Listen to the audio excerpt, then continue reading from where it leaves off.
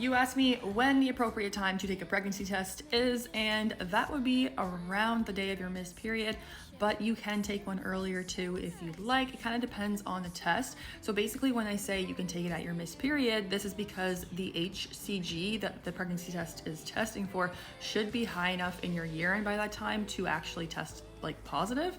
But if you want to take one of those like first response ones, the clear blues that like measure a bit lower in hormones, so it might tell you like a positive or a negative sooner, you can do that as well.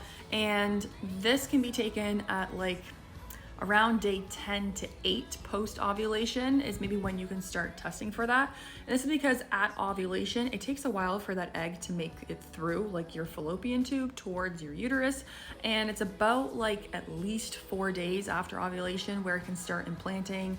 Usually it's between day like 7 to 10 that it gets fully implanted. Here you might see that implantation bleeding we've talked about before, which is like very light, spotty. It can be light pink, red, it can be brown. Usually it's not a heavy bleed at all. It's just like a spotting, and it lasts for like 1 to 2 days, maybe 3 max. From that point, once that embryo has implanted, then you start to make that HCG, which the pregnancy test will kind of pick up. So if you do get that implantation bleed or you're bleeding and you're curious if you're pregnant, then you can start testing maybe like 2 to 3 days after that. You could get a false negative, so getting a negative pregnancy test when you are in fact pregnant could occur if you're testing too early, and you could get one that says it's positive even though you aren't.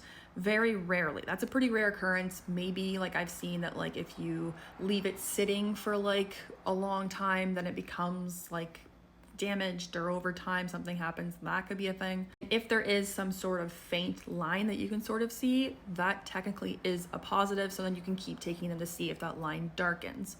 As that pregnancy progresses, the more HCG we're gonna make and that line will darken. Also it's possible to get a positive pregnancy test and then later on in the week get a negative pregnancy test, and that could be due to something called a chemical pregnancy, which is sort of like a very early miscarriage.